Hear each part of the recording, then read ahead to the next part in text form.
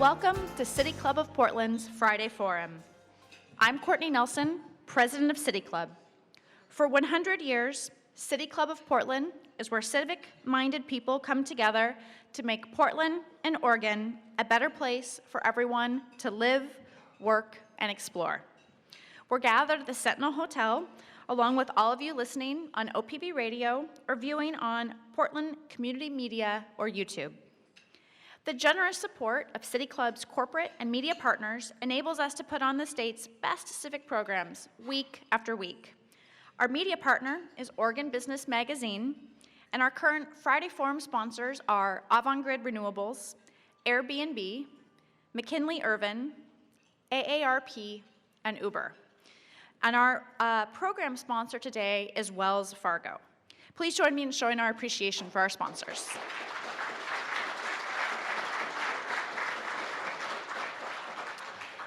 Today's Friday Forum is Fashion Forward, the first in our Made in Oregon series exploring the stories and impacts of the wide range of entrepreneurs and businesses creating a community and economy of made goods here in Portland.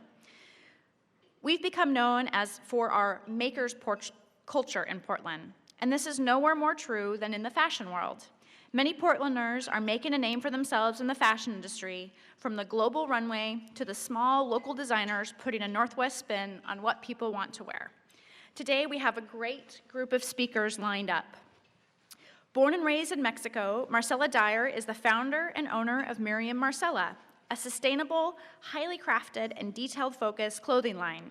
She's participated in Fashion Next over the past 2 years and won Best Emerging Designer in 2014. In 2014 also, Moothart joined the Portland Apparel Lab, which provides services and makerspace to support innovation in the industry. She also runs her own sewn goods product development company. Brittany is the founder of Aries and Laptops and Smalltalk. Combining her experience in marketing and media with a passion for the industry, she supports emerging designers and fashion entrepreneurs in creating profitable businesses. And moderating our panel today is Portland's First Lady and head of First Stop Portland, Nancy Hales. She has been advancing the livability of cities for over 35 years and has worked to shine a brighter light on key issues including equity, social justice, and local business development, especially in the design and fashion industries. We're looking forward to the conversation today, ladies. Thank you.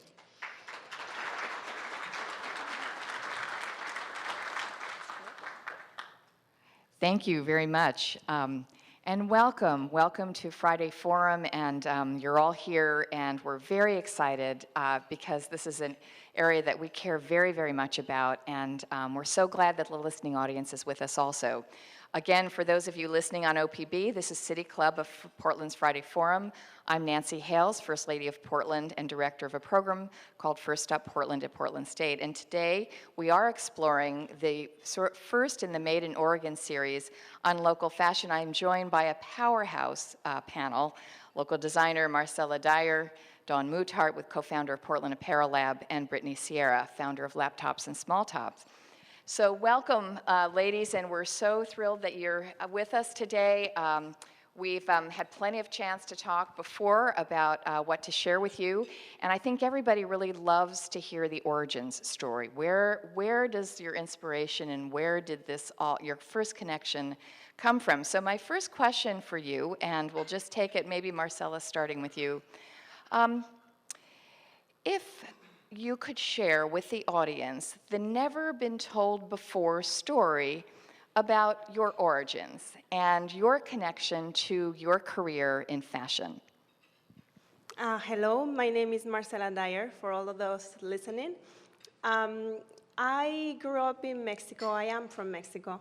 And ever since I was little, my mom would buy me dresses, and then I would deconstruct them, hiding in my room because they have puffy sleeves and these puffy skirts, and then I will come out with a wrap skirt and no sleeves and maybe something else with the rest of it, and she will be like, she didn't know to be mad or to be proud. So that's how I started developing my love for creating clothing with my hands. And then also I was thankful enough that in Mexico there was in my school, I grew up in a school just girls, and one of our classes was sewing, and it was my favorite. Many of my friends will be like, let's get out of this class, and I'm like, you kidding me? This is my best class ever. So I noticed that I had this love for hand detail and everything that has to be with my hands. Then life comes, and then I study fashion design in Mexico. Then I moved to Portland with the idea of just learning English. And then I met my husband. Then the kids came, and I put aside my dream of this love of creating clothing. And then finally, when my youngest was able to go to kindergarten, that's where I start thinking, okay, this is the time. What are you going to do with all that time? And go back to all this love of creating. And that's how Myriam Marcela started in 2013. Thank you very much. Brittany. Hi, my name is Brittany Sierra. I've been in the Portland fashion industry for about 5 years, and I kind of jumped around from different place to place trying to figure out where my path was, what I was going to do. I've always loved fashion, much like everyone on the panel, but I didn't know where I fit in. And I've always loved business. I've always loved marketing, especially digital marketing. I love it. And I was working with some people and meeting designers along the way, and I kept hearing the same sort of struggles that they were having. And I just decided, you know what, I'm just going to share what I know.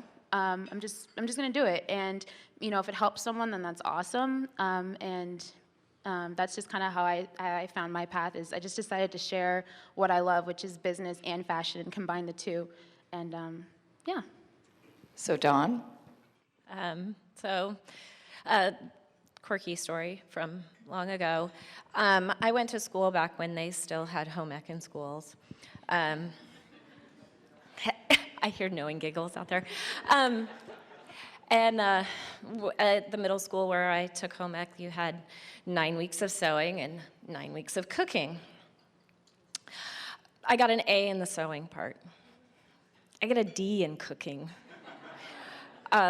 And I told this story to my oldest son not so long ago, and he looked at me and went, so nothing's changed? So I've carried that love of the craft I've carried along with me all of this time, and now what I get to do is help startups realize their vision and their dreams.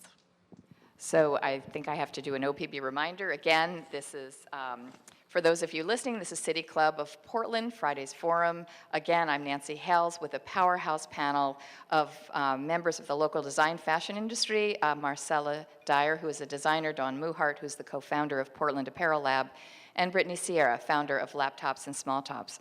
Okay, I'm going to ask a question that has been sort of in the back of my mind the last 4 years since I've been First Lady. I've always sort of had this a little bit of a voyeuristic side, and it's always been my dream to sneak behind Poison Waters and count how many gowns she has in her closet. And I think for those of us that really think about this industry, and we're going to talk more seriously, but let's take a sort of a fun question. If you could sort of go into anyone's closet and peek behind the scenes, whose closet would that be and why? So, sure, Marcela. When you were looking at me. For all of those listening, this is Marcela. And when you mentioned that question, the first name that comes to my head is Nancy. No, you don't want to go in there. And the reason why is because I have always admired her style. And she's a great supporter of local, and I would love to see all the local designers put together in her closet. It's like a gallery of every talent in Portland. That would be one. Another one, with this election coming up and having a woman as a president, to possible to be president, and having her as a role model of someone that has that power of leading a community and that standing for all our rights. I mean, it would be such a pleasure for me to be there and have all day to go through and even try things on. Why not? That's great. Thank you. Brittany?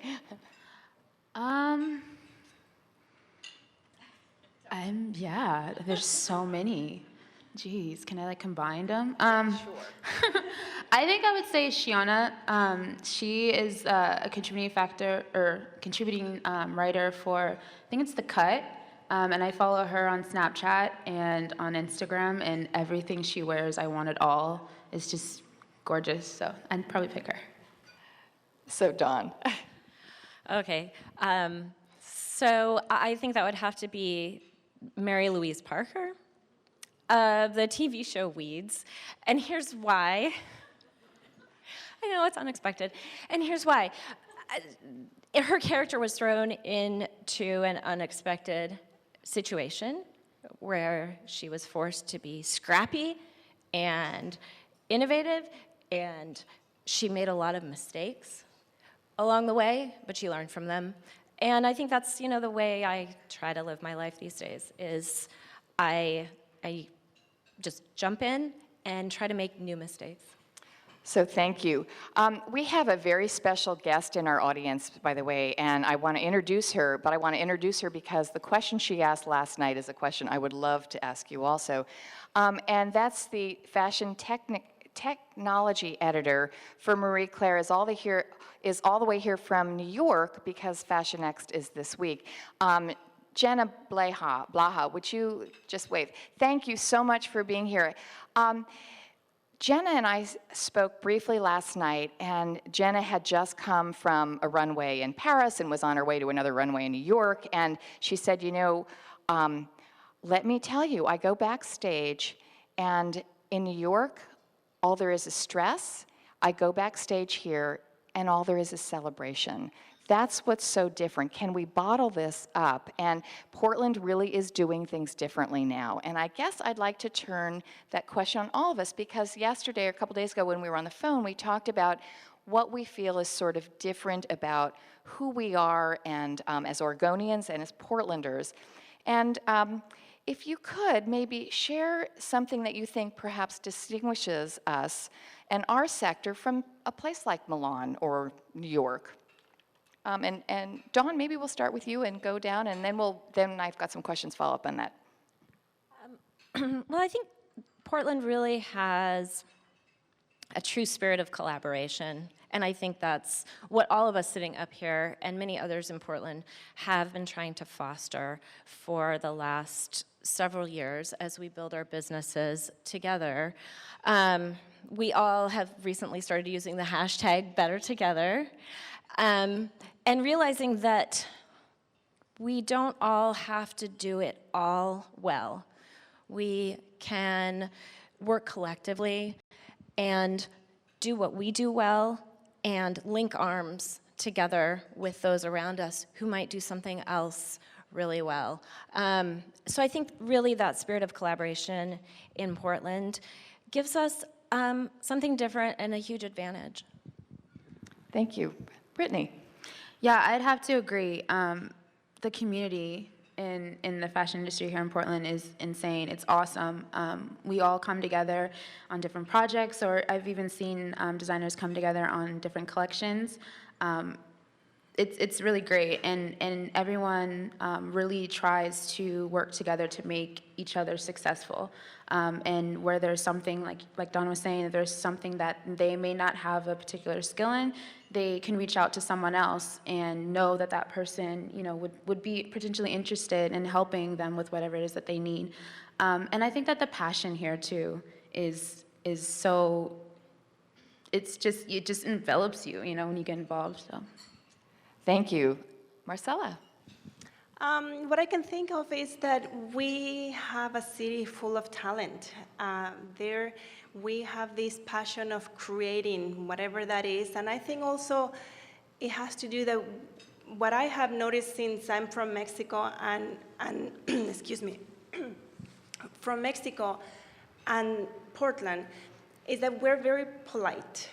And that, seriously, we are very polite, and I think it comes from the heart, the green heart that we have of being sustainable, then how can we do better? How can we, help And that is not just the world or the environment, but it's also each other. So I think that has an impact on how we interact as an individuals, and also using all our talents and creativity together. And I have noticed that Portlanders, we all always like give a hand, even when you're driving, you know, it's just like, go. My dad, it drives him crazy. Yeah. I go to Mexico now and I do that, and he's like, you can't do that here. We will never get anywhere. I said, no, you have to set an example. So yeah, that's what I can think of. Well, that's wonderful. So I hear collaboration and certainly trust and support, talent. And sort of the ethos of Portland and Oregon may be also sort of coming over to our sector. And that really sort of feeds into my next question. And I'm going to sort of put us back maybe 10, 15 years, and our food scene has just really taken off, and all of us know that, and everyone's nodding here in the room, and I hope you do a Made in Oregon on that, because that's an extraordinary backstory there. And there's a lot of us have been talking about our industry, our fashion design industry, really being where the food industry was at its tipping point, which was maybe about 10 years ago. And so do you agree with that or not? And share with you where you feel our industry's tipping point might be. That's a tough one. So, yeah. Food, but food potentially, I mean, Portland's and Oregon's place where it really has grounded and it really has traction now. Some of the comments I heard last night at Fashion Act is, we finally arrived. We've arrived as a sector. People are paying attention to us now. And do you agree with that? Are there still hurdles we have? And talk a little bit about where you see our industry sort of in its place, in its time here in our community. I definitely think that the fashion industry in Portland is on its way, definitely a tipping point. I think people are approaching it differently than they have in the past. Just from my experience, it seems that people are kind of going away from the crafty, I'm doing this as a hobby, and more so trying to make it a business, trying to make it something that they can live off, that they can, do their passion full time. I think from my experience, it seems that before is kind of more, I enjoy designing, and so I'm just making this collection and I'm going to show at this show, but I don't really have a goal for after, for what's going to happen next. And I'm seeing now with the people that I'm working with and my clients that they're really wanting to create these strategies that they can, build, that they can make something, that they can create a name, and yeah, so it's exciting. Yeah. Yeah, John. So what I've seen, you relate to food a little bit, and what happened with food 10, 15 years ago is people now in Portland are starting to really care about, not just where the things they put in their bodies come from, but the things they put on their bodies come from. Where does that come from? Where do the materials come from? What impact does that have on the environment? Who made it? Are they in the United States? Are they overseas?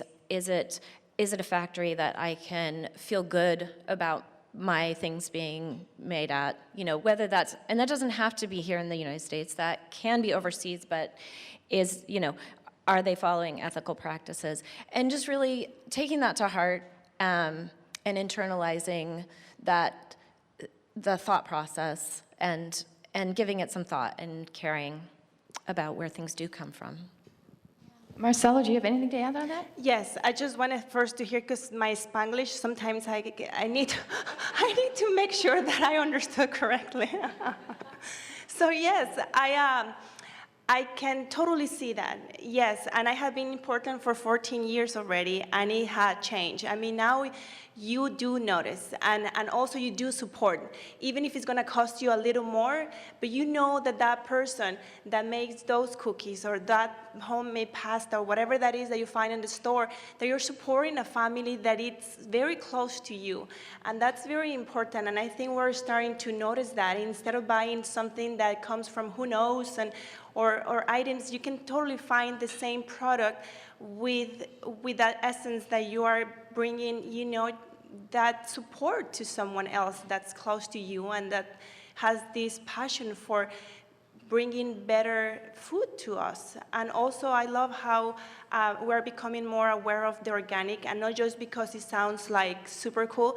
No, it's just the reason is because it has less impact, and that goes with fabric, and that goes with so many other things. And also, you know, what I wish is that food is not wasted as much, because I have heard that so many other countries have now things that they do with the food that the supermarkets don't use, and they can donate it to, and I wish we can have more of that instead of, because I have seen how you just throw things that are, you know, not purchased or whatever, and I hope we can do that differently. Thank you. And, you know, you're reminding me, Marcela, all of you, that Portland's and Oregon's sort of commitment to reduce, reuse, recycle is also sort of a piece of, I think, what we're finding also in our commitment to our design community. We talked a little bit about knowing what you're wearing and who you're wearing and the story behind what you're wearing. And I think Portlanders, Oregonians, perhaps care about that a little bit more, and therefore, it's helpful for us to be able to go on, and again, Brittany, I'm looking at you because I've been all over your website, and it's like, oh, that's where I go for information about this sector. Maybe you've heard of this. There's, I've been noodling around, and there's actually a podcast now that is called Makers Oregon, and recently, Brittany Howard was on it, and she's a Portland garment factory out in Montevilla, and she's a zero-waste shop. She will not put any fabric left over from designs in the landfill, and she's got all these creative ways, you're nodding, of what she does with that. And I think, who else, where does that kind of stuff happen? And the stories that you can tell if you wear one of her garments. So do you have favorite places you either want your product to be or where you shop? Why don't we start down the line on that? So help us. Where do we go if we really are committed to this? Okay, I've got my list, but okay, we're going to start with Marcela. And Marcela, by the way, is at Fashion X. She was on the runway last night and is a winner of the scholarship, Up Next scholarship. A couple of years ago? Yeah, a couple of years ago. A couple of years ago. So, Marcela, where can we find your designs, and where do you shop? This is Marcela. You can find my designs online and my website at myriammarcela.com. And right now it has been tricky because boutiques are starting to want my product, but it's hard for me to produce them by myself with these two hands. So for me, the best is I love having customers in my studio because I believe that each body is different. And when it's a standard size and I do a small, medium, and large, that's not fun for me. But when someone comes that is shorter or you know, taller or broader shoulders like me or something, you know, that's the fun part, because then you get to do everything for their measurements and for, you know, to flatter their assets, and that's very passionate. So it's either by appointment or online, and yeah, she said I had a show last night, and it was fun. All the new collection, this time I play it differently because I noticed the market, the fashion market calendar, it's right now doing spring, summer next year. And I noticed doing Fashion X 3 times last night that I do this spring, summer, and we live in Oregon, and then I don't wear, you know, there is all these pieces that you just wear them if you go to the beach. So then I decide I'm gonna get out of that calendar, and I'm gonna create all these layers and coats and sweaters and everything, thinking of Oregon, and then it's gonna be live next day, and it was. So today it was all the websites there, and it's ready to pre-order. And where I shop, since I became an owner and a designer, and like Nancy said, about we're more aware of where everything comes from, then now I'm starting to invest. Where I shop, I support local, or I support another designer, even if it's in Mexico, it doesn't matter. But that talent, that creative mind that's independent, that's where I started to shop. And I hope I can start doing that in the future with my kids, because with a family of 5, then it gets expensive. But, So Brittany, before I ask you to follow up on that, I have to do an OPB reminder. For those of you listening on OPB, this is City Club of Portland's Friday Forum. I'm Nancy Hales, First Lady of Portland, and today we are exploring the first in the Made in Oregon series, Local Fashion, and I'm calling them my powerhouse panel because they are designer Marcela Dyer, whom you just heard from, Don Moothart, co-founder of the Portland Apparel Lab, and by the way, that's an ADX, if any of you know ADX, and I want to talk with you a little bit about that too. And Brittany Sierra, founder of Laptops and Smalltalks. And so Brittany, where do you shop? Who do you promote? What do you? Turn this over to you. I really like Sarah Bergman a lot. I really like her last 2 collections that she did. I like the way that she uses shapes. Of course, more Andrea. She just gets me. I really like black and white, and she always has. It's consistent. I love it. Especially she in her last collection, she did some silk pants, and they're gorgeous. And then I have to say, I like that trench coat that you just put out. I like that. So, yeah. So I've been looking at that one. Just saying. So for those of you that are our listening audience, by the way, these women are absolutely in gorgeous things, and they are rocking it. And maybe we could tell a quick story, maybe at the very end, on where we shop. But Dawn. So I'm very fortunate in that I get to work with a lot of designers and a lot of startups doing new and innovative things. So honestly, I'm not a very good shopper. And I'm fortunate in that I get to see the back end of things, and I get to go to a lot of sample sales, or I get to wear a lot of otherwise failed garments. So my closet is very full of things with just teeny tiny mistakes in them. Actually, I want to go into your closet. So, and that actually brings me to the next set of questions, which is really about the collaboration forward and some innovations that we're finding. And again, we have a very special guest also in our audience from Intel, Todd Harple. And I heard Todd's story last night. I'm going to share it quickly because I think it's going to inform the next set of questions. Todd and Intel worked with a designer to address scoliosis. And I learned last night that scoliosis is a disease visited upon more by girls than by boys, more by young girls than by boys. And the technology around this brace hadn't been upgraded or redesigned since 1970.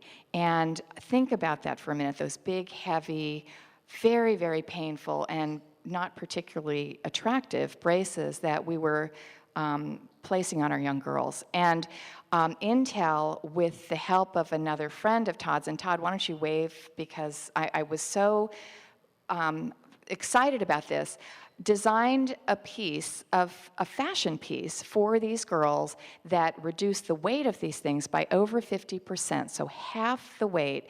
And we saw them last night at Fashion X, and they're really sort of sassy. And Todd used the term liberation and empowerment, that fashion for these young girls all of a sudden went from containment to independence and liberation. And so fashion really is, I think, for us, if we can think outside the box a little bit, more than just the skinny waist in the runway, and about ways to really improve the quality of our lives. So let me sort of throw that out there, and maybe you can reflect a little bit on sort of bigger picture. Maybe let's step up a couple floors. And do you see some out there, some linkages, potentially some innovations that you're particularly excited about working on, and maybe you just want to share right now some ideas, or take a riff on that. It's a tough one. Go for it, Dawn. Okay, I'll start. Well, again, I get to work, I'm not a designer myself, but I get to work with designers, and I get to work with people who, they don't come in the door calling themselves fashion designers or designers. I have to convince them that they are, because they often have just an idea for a product. They're an everyday kind of person. They just have an idea of something to fill a niche for someone that's not necessarily to walk down the runway or to be in a fashion magazine. And I think that's where inclusivity speaks to me, in that I have people walking in the door with innovative ideas that speak to maybe a market segment that hasn't been spoken to before. And I think that's the great thing about, one, Portland, two, the technology age we live in, is that it's not all about mass produced.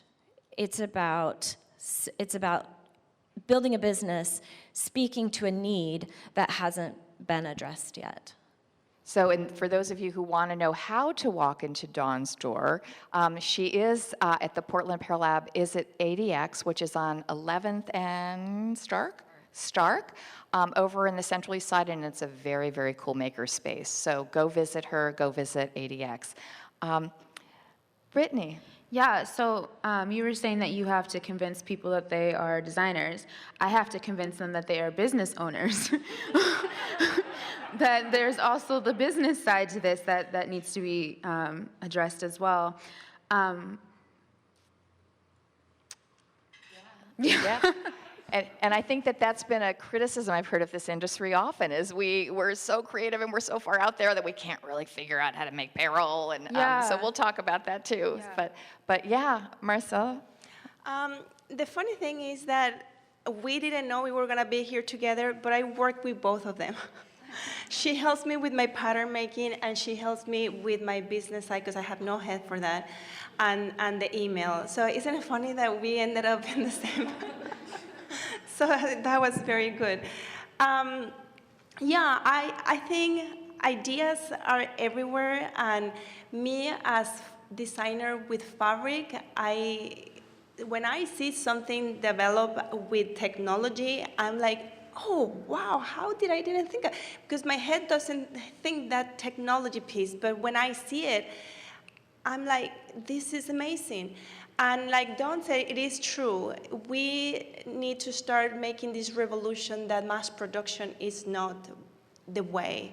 And also, if we can incorporate like a collaboration part, and we can incorporate the sense of the design with the sense of the technology and create something that benefits individuals, like the one that you were talking, that you saw yesterday, that would be awesome. And the possibilities are endless, and it's just a matter of joining heads. And if I remember one time getting coffee, and this guy said, oh, I'm an engineer. And then my head started thinking, what if I do a show with my fabric, and then he does the technology part, or that mechanical thing. So it is good to be open to possibilities with other collaborations and create those things that we all need. So I have seen that. So thank you. My last set of questions, and then we'll open this up for your questions, really is something that's sort of values-based. And I think our community is very committed to social justice and equity issues. That certainly seems to be something that we talk an awful lot about, certainly here in our city club. And do you find that our sector, in fact, is inclusive enough? What do you think, and what should we be taking on where we can do some work in this area, if not? Yeah. Nancy, Tough question. Marcela. Nancy, do you mind repeating the question for me? Sure. I have to and translate. Marcela, just FYI, I started taking Spanish lessons last week. And yes, and oh my goodness, your language is so hard. I think, but I know si se puede, and so yes, I can. I'm gonna do this. Well, sometimes I can catch, and sometimes I'm like, okay, if I lost one string, then I have to like listen to somebody else. Okay, so in a year, we'll have this conversation in Spanish, and I'll be able to do it. Awesome. So I think our community really has some core values. We've talked about some of those things. We've talked about our commitment to nature and certainly to waste and avoiding waste. And I think our community also cares about issues of social equity and inclusiveness and access. And we want people to have things be affordable, and we want to see that diversity of participants in every sector that we're in. So do we feel that our fashion sector, in fact, is inclusive enough?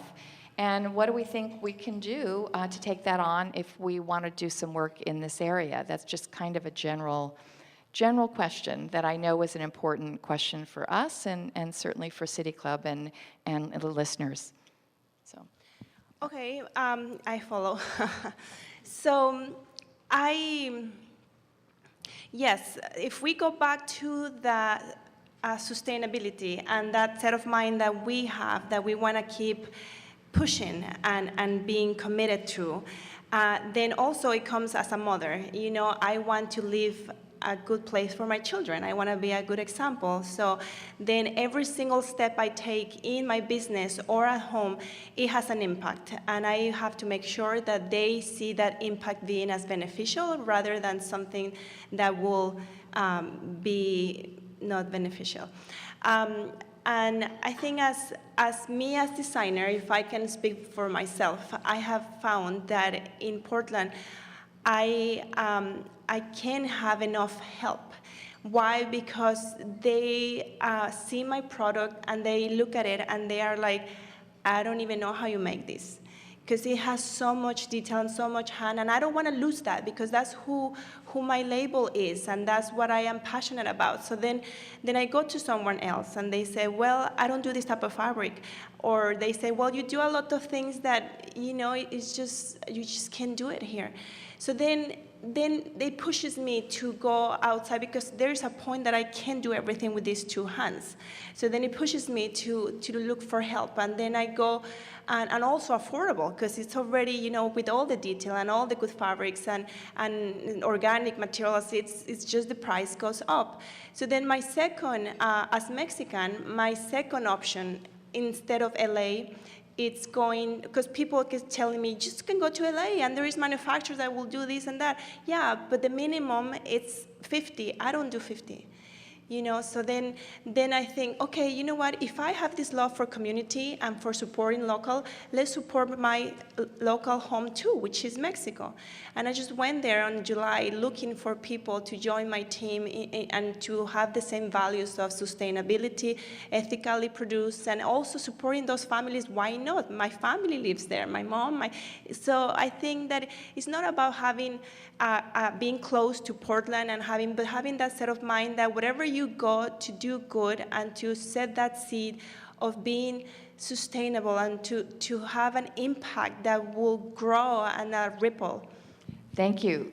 Brittany, I know we've talked about this. Yeah, so if we're talking about a price tag, you know, being a designer is extremely expensive, and is kind of one of the reasons of why I started Laptops. So my company is Aries, and that's the one that does the services, but I created Laptops as a platform to help emerging designers with their PR, with their marketing, and their brand development at a reasonable cost. You know, Portland is full of tons of agencies and that can do really, really awesome things, but the problem is that emerging designers don't necessarily have the funds to pay for that, but they need it in order to be successful. They need the brand development, they need to have a strategy, they need to know what they're doing with their marketing and know that just posting a picture to Instagram is not a strategy.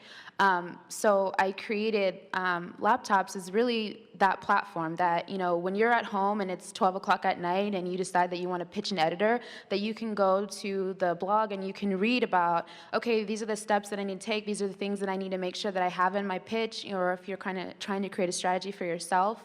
And that was my way of giving back to the community that I love so much and contributing to the fashion industry by giving designers the steps, the first steps to be able to take their business to the next level. And then if they want to work with me, then, we can talk about that too. But it's just giving those first steps so that, it's not another expense and they can build the business. Thank you. And if you haven't visited Brittany's website, please do. And actually this morning I was having a conversation with a designer who was putting product in Flare Walk, actually. And Sarah Weinstein is here. Thank you, Sarah.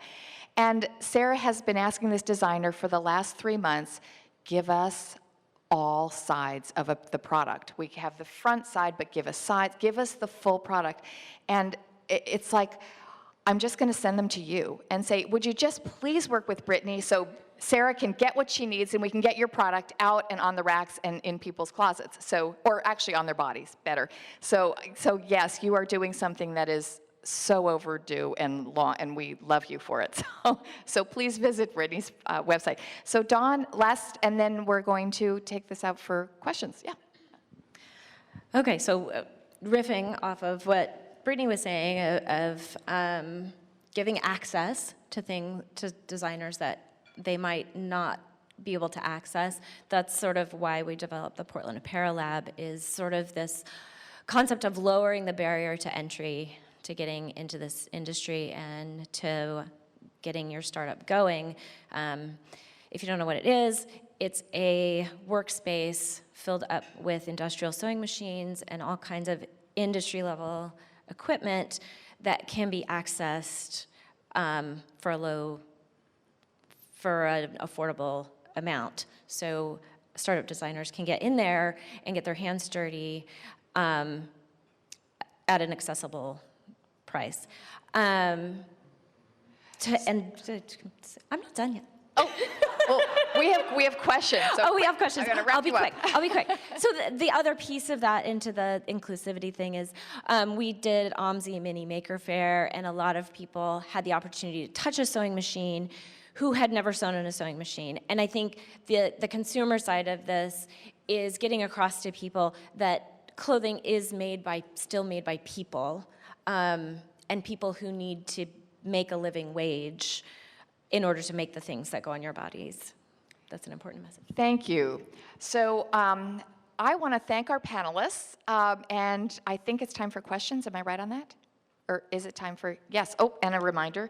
So for those of you listening on OPB, this is City Club of Portland's Friday Forum. I'm Nancy Hales, First Lady of Portland, and again, today we're exploring local fashion, and I'm joined with my panel with designer Marcela Dyer, Dawn Moothart, co-founder of the Portland Apparel Lab, and Brittany Sierra, founder of Foam for the Benefit of City Club membership, and membership is open to everyone, and please join.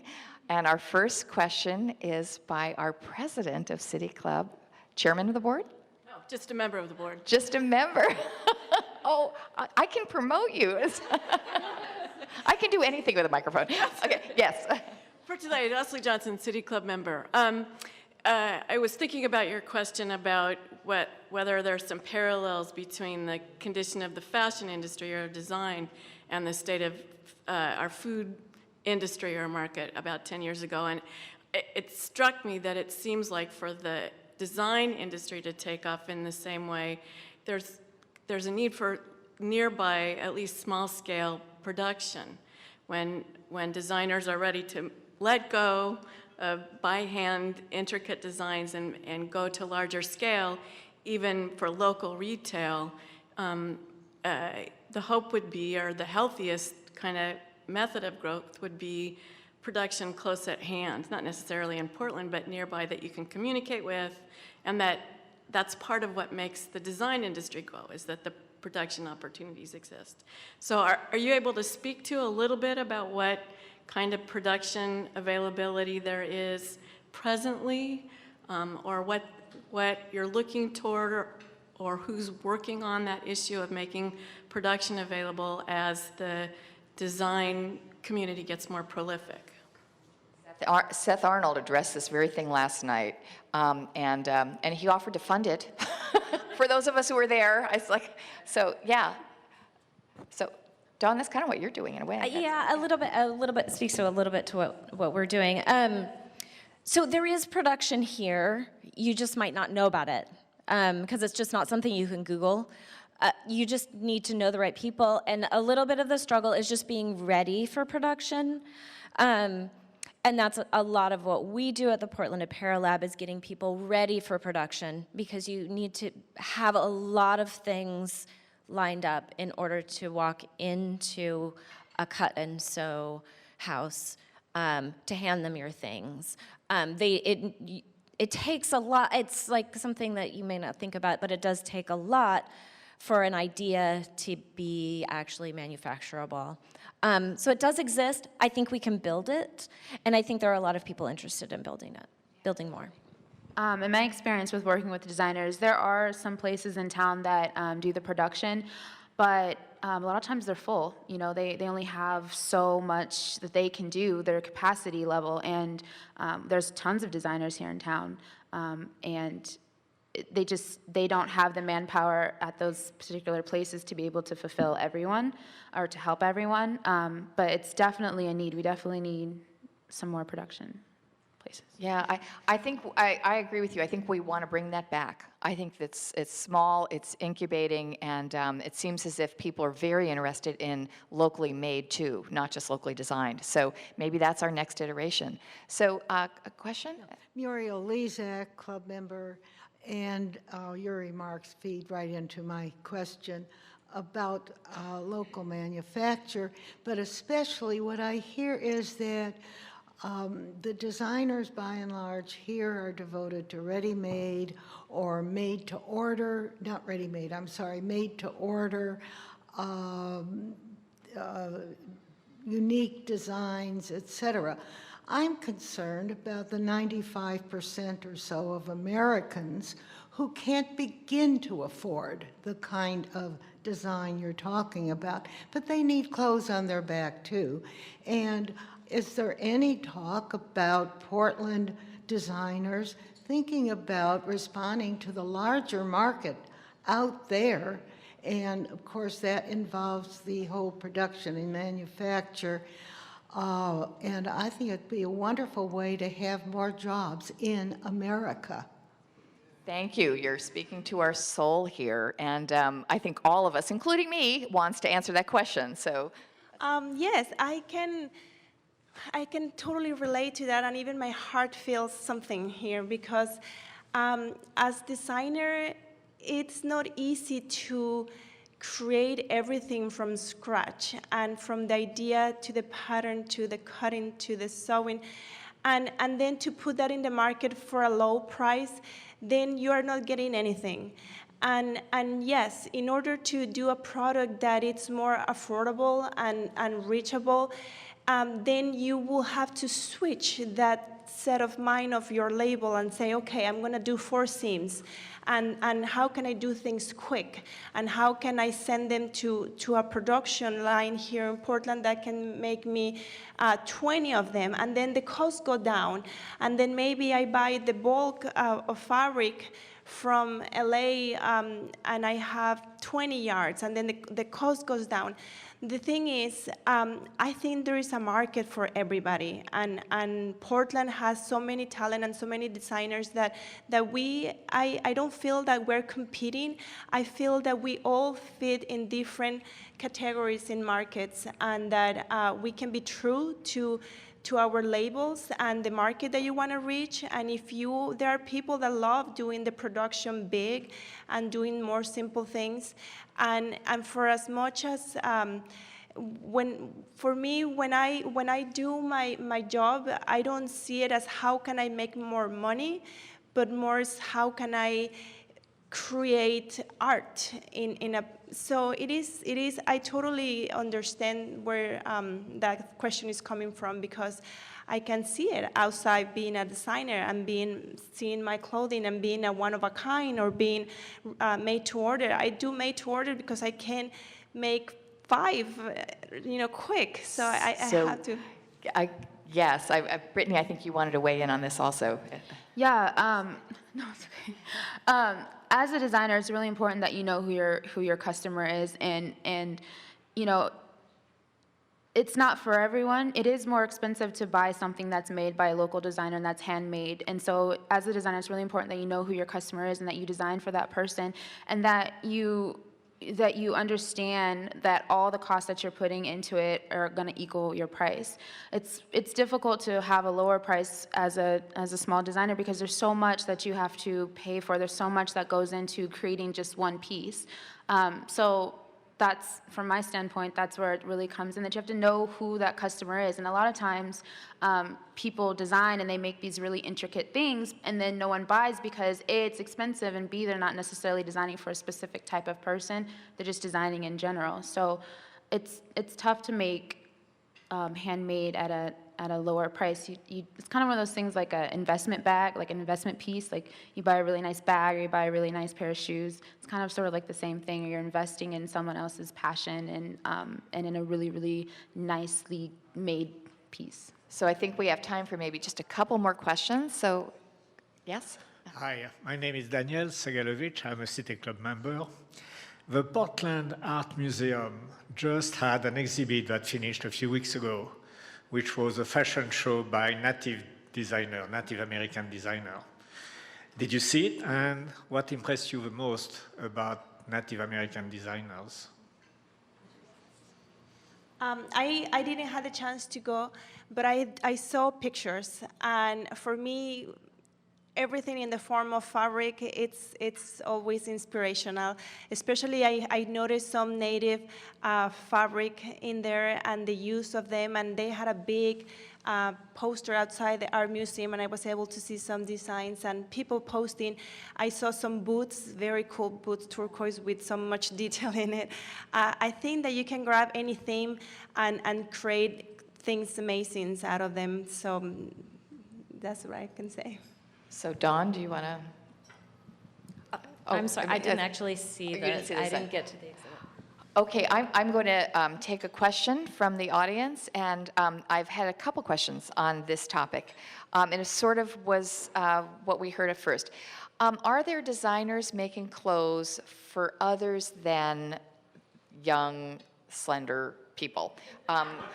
So, clothes that are for a larger size, clothes for men, clothes for children. This says for honored citizens, age appropriate. And where do you find those if we have local designers who are doing those? And I want to start by saying, yes, I'm wearing one because I'm all of the, except for the guy, I'm most of that.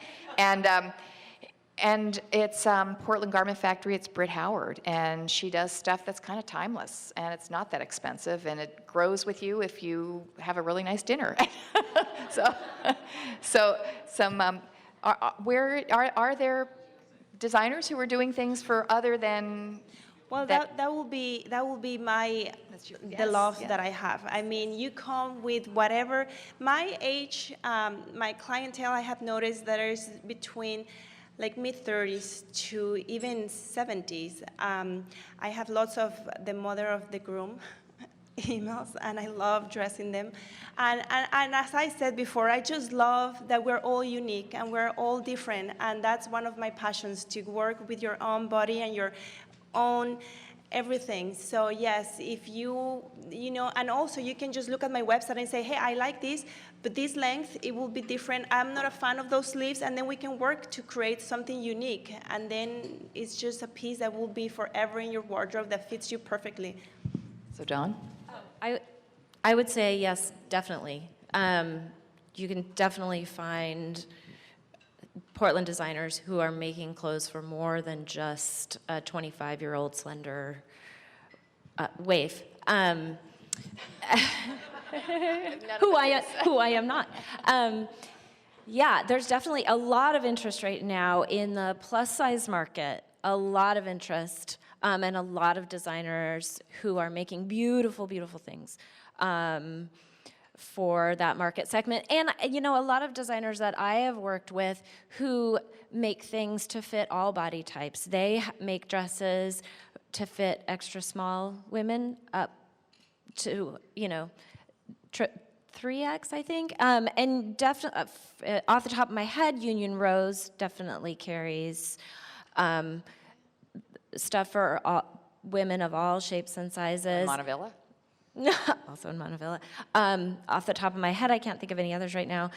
And then men, we have Joe of Wildwood Bespoke, sort of pioneering menswear a little bit. And I know right now he's doing bespoke clothing, but he does want to move into some more ready-to-wear for men. And there are some other people around town doing menswear. I think there's a whole variety, and I think that Portland designers find their niche, they find their market, and that's not necessarily just one body type.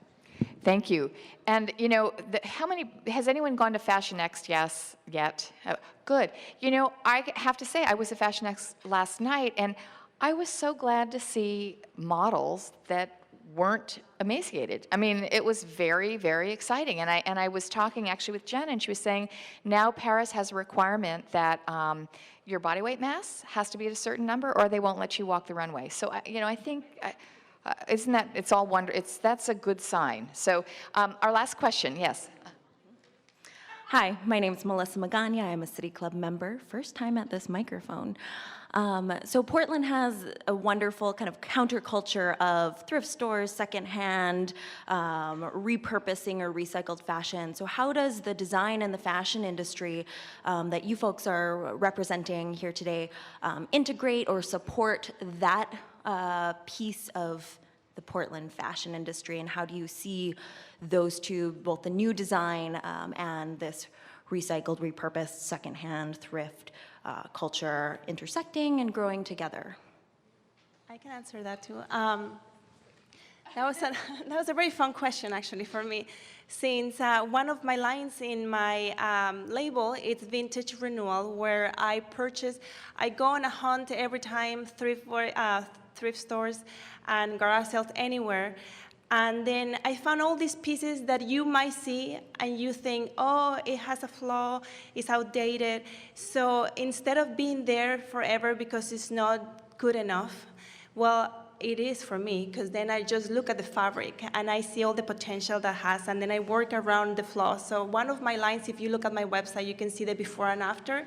And that's for me super exciting line because it's challenging. It always makes me think outside the box because you're limited with fabric, and I don't use anything except for lining probably, and sometimes it comes from another vintage piece. But then it's supporting that repurposing cycle, because I do believe otherwise you will go to the rack and then you'll see, oh, it has a stain, it has a flaw, but then I work around it and I create something completely new, and it's super fun to do that. Thank you. Does someone else want to answer that question? I'll take a stab at it. And then we'll do a wrap up.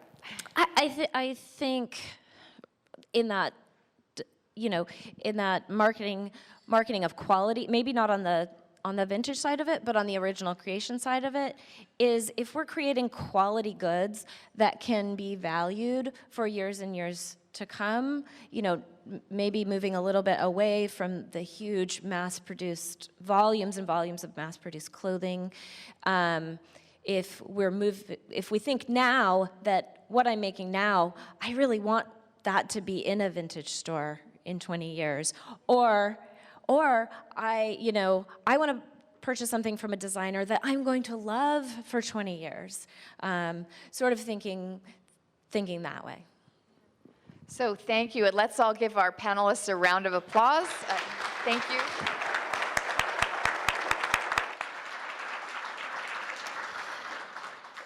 Thank you very much. Thank you, ladies. I feel like going shopping. I don't know about the rest of you. We're out of broadcast time for today and need to stop. If the program has inspired you to join City Club today, you can do so in the back of the room. I'm Courtney Nelson, president of City Club, and a big thank you to Rory Thorpe of the Friday Forum Committee for pulling this program together today. Thank you for being here. We're adjourned.